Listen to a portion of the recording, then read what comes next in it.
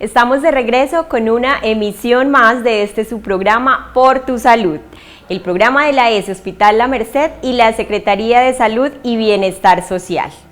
El día de hoy, 5 personas de salud pública nos acompañan, cada uno con un tema de interés para toda la comunidad.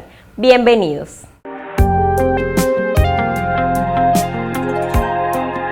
Óscar Herrera nos habla sobre los derechos de los niños, niñas y adolescentes. Cuando hablamos de esto, debemos de retomar a 1959, donde las Naciones Unidas empezaron a reunir para empezar a consolidar unas leyes, unas normas que rigieran a nivel mundial. 30 años más tarde, en 1989, ya fueron aprobadas, especialmente favorecer a los niños en 10 artículos. Fueron 54 artículos, 194 países están vinculados. Es muy importante resaltar que hay unos protocolos que se establecieron, no los niños a la guerra, la prostitución infantil, la venta de niños. Entonces esto ha empezado a dar mucha más importancia a los países. En nuestro país, por ejemplo, tenemos la ley 1098 del 2006, donde se crea el Código de Infancia y Adolescencia. ¿Con qué fin este código? Este código vela para que se puedan establecer unas normas y velar por el cumplimiento de ellas, especialmente en la niñez, niños y adolescentes. Hay unos principios, el principio de la corresponsabilidad. Somos todos corresponsables de que se velen los derechos de los niños, niñas y adolescentes. ¿Cómo? La sociedad. Somos nosotros cada uno responsables, así no tengamos vínculos con un niño, de denunciar, de velar porque se le cumplan sus derechos. La familia con amor, con comprensión, con afecto y buscando no violentar ningún derecho, es también corresponsable de esto. El Estado. ¿Por qué es corresponsable el Estado? El Estado es corresponsable porque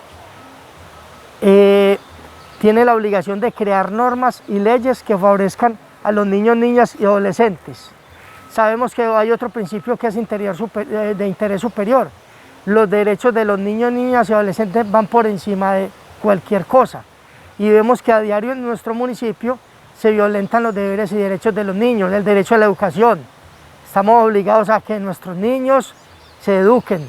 No solamente es obligación de la familia, es obligación de cualquiera de nosotros como ciudadano denunciar, velar porque se cumplan. El derecho a la recreación, el derecho a la salud. Todos los niños tienen derecho a tener su seguridad social, estar afiliados al sistema. El derecho a un buen trato, al derecho a tener un nombre. Todos tienen derecho a ser registrados, a una nacionalidad. Entonces es muy importante invitar a la comunidad, invitar a todos los ciudadanos a que no nos hagamos los de la oreja mocha, como se dice, porque es obligación de todos nosotros velar porque se cumplan los deberes y derechos de los niños, niñas y adolescentes. En nuestro municipio hay una institución, la Comisaría de Familia. Ahí nos podemos dirigir, ahí podemos denunciar. ¿Para qué? Para que se les restablezcan los derechos a los niños, niñas y adolescentes. Son cantidad de derechos que podemos estar violentando. Entonces la invitación que hacemos desde el programa de salud pública, la administración municipal, la ESE Hospital La Merced, es a velar porque cada uno de nuestros niños en nuestro municipio se le puedan cumplir, pueda tener todos sus deberes y derechos, y así yo creo que de una u otra forma estamos aportando a la sociedad.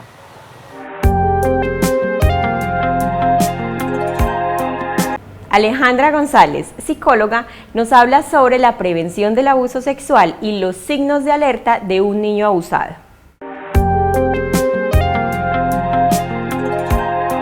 Es muy importante tocar este tema en estos tiempos de cuarentena, precisamente porque las violencias hacia los menores de edad pues han aumentado en todo este tiempo de pandemia. Entonces, cuando hablamos del abuso sexual infantil, hablamos de la utilización que realiza un adulto hacia un niño con fines sexuales. Es decir, ese abuso sexual se puede presentar con contacto o sin contacto.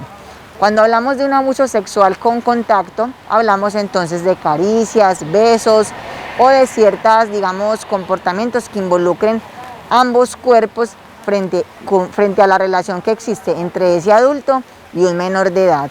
Y cuando hablamos entonces de un abuso sexual sin contacto, entonces hablamos de exponer a nuestros niños o a nuestras niñas a material, por ejemplo, pornográfico, o a ciertos comentarios o ciertas palabras que pueden ser obscenas y que no van, digamos, en coherencia con la edad que ese niño o esa niña tengan, precisamente por la connotación sexual que esta relación se empieza a generar. Es muy importante que todas las familias sepan que uno de los factores protectores para que estos niños y estas niñas no sean víctimas del abuso sexual infantil es que el primer paso, digamos, enseñemos a que estos niños y niñas puedan realizar un reconocimiento de su propio cuerpo, puedan identificar cuáles son esas partes que son íntimas o privadas y que podamos a través de la educación enseñarles a nombrar esas partes del cuerpo como corresponden. Por ejemplo, si todo el tiempo les enseñamos nuestras orejas, nuestros ojos, nuestras manos, pues también es importante empezar a nombrar esas partes genitales con el nombre que les corresponde, porque de esta manera los niños y niñas van a poder identificar cuál es el nombre de esta zona genital y de esa manera van a poder prevenir o van a poder nombrar si de pronto alguien les está generando algún tipo de contacto y que obviamente los esté, digamos, vulnerando con relación a esta parte. Algunos de nuestros factores protectores también, para que nuestros niños y niñas no sean víctimas de este abuso, es que se establezcan canales de suficiente confianza al interior de los hogares, que mamá o papá o quien nos cuide realmente pueda estar pendiente de ese niño y de esa niña con relación a quiénes son sus amigos, cuáles son los adultos que de pronto a veces deben cuidarlo o cuidarla y cuáles son esos comportamientos que se pueden empezar, por ejemplo, a manifestar si un niño o niña está siendo víctima de ese abuso. Por ejemplo, un niño o niña que esté siendo víctima de un abuso, pues puede empezar a generar un bajo nivel académico, puede empezar a tener problemas para conciliar el sueño, a tener pesadillas, puede empezar a cambiar, digamos, sus patrones de alimentación, puede dejar de controlar, por ejemplo, los esfínteres.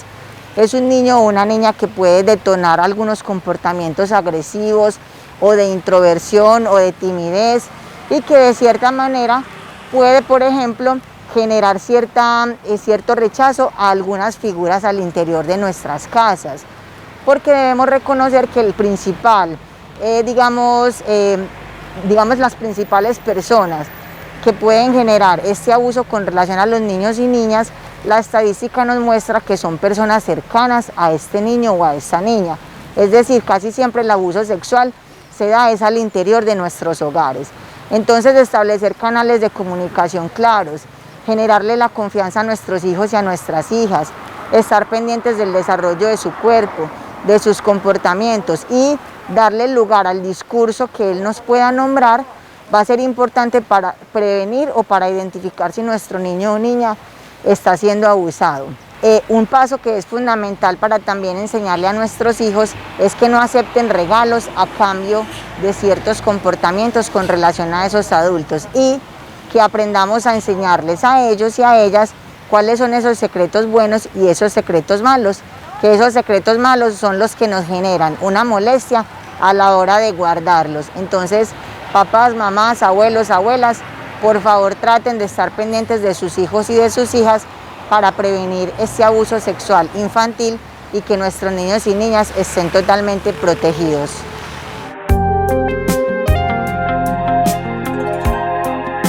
Luzaneira Sánchez, psicóloga del equipo de salud pública, nos habla sobre la prevención del consumo de sustancias psicoactivas.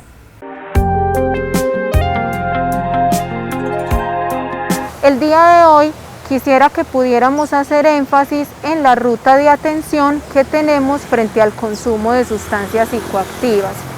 ¿Por qué? Porque cuando abordamos los factores protectores y los factores de riesgo, de pronto podemos quedar con la duda de hacia dónde acudir cuando necesitamos ayuda. Entonces la idea es que hoy podamos conocer y recordar esta ruta. Cuando hay alguien que se encuentra en un consumo de sustancias psicoactivas, la ruta de atención que tenemos en nuestro municipio se hace a través de medicina general y a partir de esta evaluación profesional ya se remiten a las diferentes otras profesiones que pueden ayudar frente a la prevención del consumo de sustancias. ¿Qué significa esto? Que una vez que el médico general hace la evaluación, ya remite a los otros profesionales y se empieza a recibir una ayuda. Es muy importante que como familias, como redes de apoyo de una persona que se encuentra en consumo de sustancias, podamos entender que para poder activar esta ruta de atención es muy importante que quien está dentro del consumo quiera recibir la ayuda. ¿Esto qué significa? Que aunque sea una situación que nos preocupe mucho porque es alguien que amamos y que está en una situación de consumo, es necesario que quien va a recibir la ayuda quiera recibirla. De ahí depende el éxito de todos los tratamientos que se hacen para la prevención, la disminución o la mitigación del consumo de sustancias. Entonces, por ahí, súper importante. Primero aceptar recibir la ayuda para que después la ruta de atención pueda ser efectiva. Ahora, es importante que recordemos cuáles son los factores protectores que hacen que se preserve un proyecto de vida y que difícilmente caigamos en una situación de consumo de sustancias. Tener un buen entorno familiar, tener un entorno social que proteja, tener metas definidas, tener propuestas para nuestra vida nos va a ayudar a tener una mayor protección y no caer en una situación de consumo. Ahora, ¿qué se puede volver un factor de riesgo? Que estemos en entornos familiares disfuncionales, que estemos en entornos sociales que promuevan el consumo de alcohol o de otro tipo de sustancias psicoactivas, o que internamente nos falten procesos de autoconocimiento que nos ayudan a reconocer cuáles son nuestras emociones y cómo podemos gestionarlas para no incurrir en una situación de consumo cuando estemos en una situación emocional alterada. Entonces, la invitación es a que dentro de las familias, dentro de los entornos de amistad, dentro de los entornos laborales y dentro de nosotros y nosotras mismas, fortalezcamos los factores que nos protegen, que promueven y fortalecen nuestros proyectos de vida y que de esta manera podamos, desde nuestros estilos de vida y desde nuestras costumbres cotidianas, prevenir caer en una situación de consumo. Y si ya estamos, o alguien que queremos, que es importante para nosotros, lo está, pues entonces invitar a esta persona a que se acerque, a que reciba ayuda. Todos y todas en algún momento podemos necesitar algún tipo de orientación profesional, psicológica, médica, para salir de este tipo de situaciones, y no hay nada malo en recibir, en acudir a pedir la ayuda que podemos necesitar.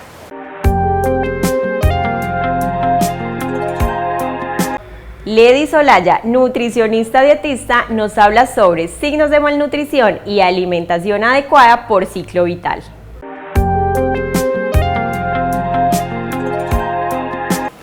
Un saludo para toda la comunidad. Mi nombre es Lady Solaya, nutricionista dietista, y el día de hoy queremos recordarles todos los riesgos que tenemos frente a la malnutrición, cómo esta repercute de manera muy negativa en nuestra salud, ya sea una malnutrición que lleva a un sobrepeso o a una obesidad, o ya sea por déficit de la ingesta calórica que nos lleve a una desnutrición. Las consecuencias negativas varían, pues depende también de la edad que tengamos. Es distinta las consecuencias de una malnutrición en un niño que en un adulto, que en un adulto mayor. Sin embargo, en todos los casos hay que tener mucho cuidado porque siempre van a desencadenar en problemas de salud que tienen un alto costo, no solo económico. También tenemos que pensar en cómo afecta nuestra vida cotidiana el tener ciertas enfermedades. Si pensamos en el diagnóstico de enfermedades crónicas, es pensar si nos diagnostican de manera temprana enfermedades como la diabetes, como la hipertensión, van a ser tratamientos que van a durar toda la vida y es algo que no queremos. Hoy en día veo de manera muy preocupante en nuestro municipio, con todas las personas que atiendo acá en el hospital, cómo se ha aumentado notablemente el sobrepeso y la obesidad. Si bien hace unos años teníamos un problema muy grave y muy serio por la desnutrición, y de hecho se morían muchos niños con este problema, por este flagelo, hoy en día siguen apareciendo estos casos, pero en menor frecuencia, pero desafortunadamente lo que podría darnos alegría se ha volcado a algo contrario, que también es muy perjudicial, y que es a partir de unos hábitos de alimentación muy inadecuados estamos llegando a tener sobrepeso u obesidad, incluso a edades muy tempranas. Hay que reconocer que hemos cambiado mucho todos los hábitos de vida que tenemos, entonces los niños hoy en día no tienen los mismos hábitos que teníamos hace 20, hace 30 años, que éramos más activos. Si pensamos en niños más sedentarios el día de hoy, con esto de la pandemia ya estamos obligados a estar muy aislados y muy encerraditos en casa, lo que ha empeorado esta condición de sedentarismo. Entonces la idea, papás, mamás, toda la población, la idea y la invitación es a que nos concienticemos que necesitamos modificar nuestros hábitos de alimentación. Tener una alimentación saludable quiere decir incluir todos los grupos de alimentos, frutas, verduras, proteínas, harinas, carbohidratos en general, pero ser moderados en las porciones que nos servimos. Hay alimentos que definitivamente no deberían de hacer parte de los hábitos alimentarios de una persona saludable. Embutidos, gaseosas, jugos industrializados, snack, que son todos los paqueticos. Todo este tipo de alimentos industrializados no deberían formar parte de los hábitos alimentarios que tenemos. Entonces la invitación es, vamos a tener hábitos saludables en la alimentación, a realizar actividad física todos los días. Ya estamos llegando a una normalidad, obviamente, conservando todos los procesos de bioseguridad en los que tenemos que estar sometidos, el uso adecuado del tapabocas, el lavado frecuente de manos, pero ya podemos salir a hacer actividad física. Hagámoslo en familia cuando sea posible, y si no, incitemos a los seres que amamos a que lo hagan si no coincidimos en los horarios.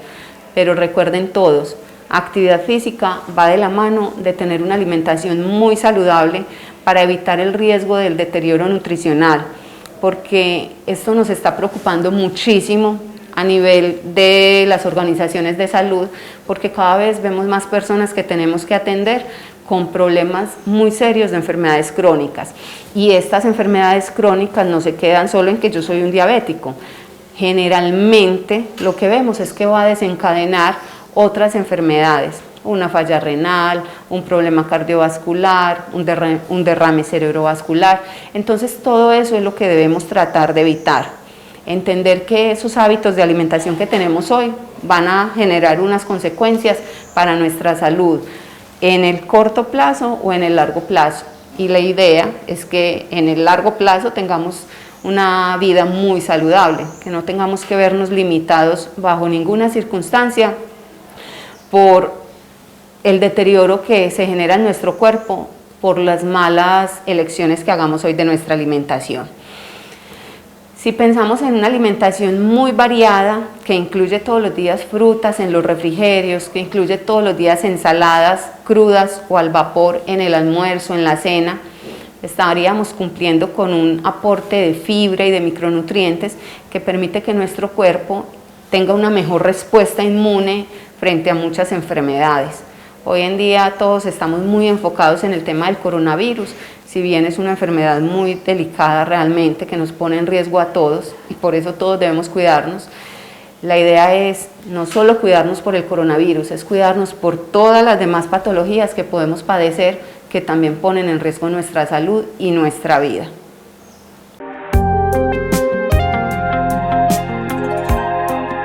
Ana Paola Álvarez, psicóloga del equipo de salud pública, nos habla sobre dos habilidades para la vida: empatía y autoconocimiento.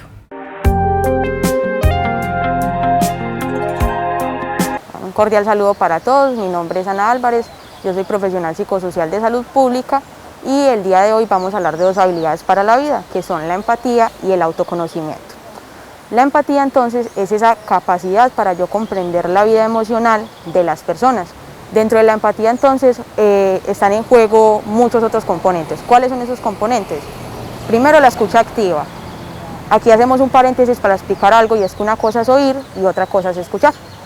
Oír es un proceso natural de los seres humanos, y a menos que nosotros no tengamos como una discapacidad o alguna dificultad para oír, lo vamos a hacer de manera natural. Escuchar, por el contrario, si bien es un proceso que forma parte de la audición, implica muchas otras cosas. ¿Cuáles son esas otras cosas? El razonamiento, la atención. Entonces, escuchar implica comprender e interpretar eso que estoy oyendo. Mediante la escucha activa también yo puedo manejar mejores relaciones con las otras personas. Otro componente de la empatía es la comprensión. Entonces aquí se hacen a un lado todos esos juicios de valor y tratamos de ponernos en el lugar del otro.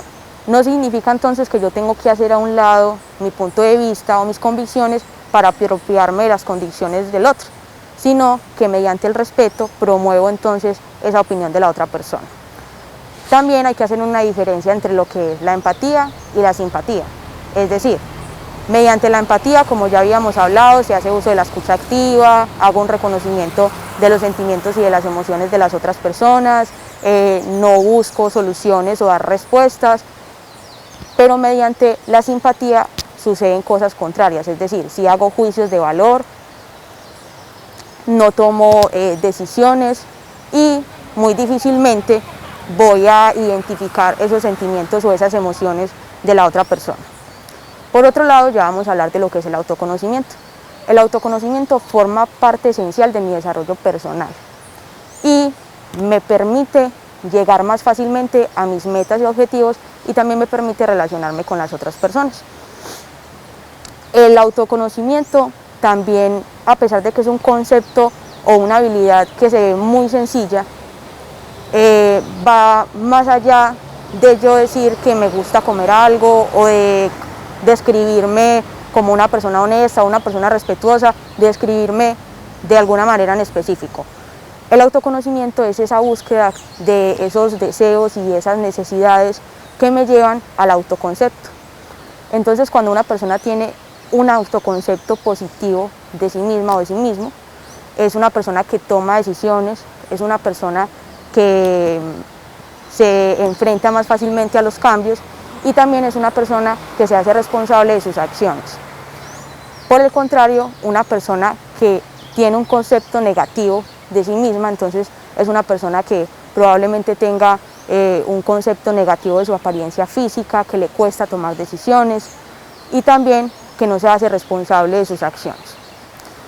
Del autoconocimiento va muy de la mano un concepto que es la autoestima, que es esa valoración que yo hago acerca de mí mismo, de mí misma, y que me permite hacer esa valoración de todo lo que está relacionado con mi personalidad. También la autoestima influye de manera muy significativa en la toma de decisiones y se construye a lo largo de nuestra vida. Entonces, para concluir, la autoestima es muy importante para los seres humanos porque le permite tomar sus propias decisiones, que confíe en sí mismo, le permite también relacionarse con las otras personas y a tomar decisiones que sean más productivas para enfrentar las situaciones de su vida diaria. Muchas gracias.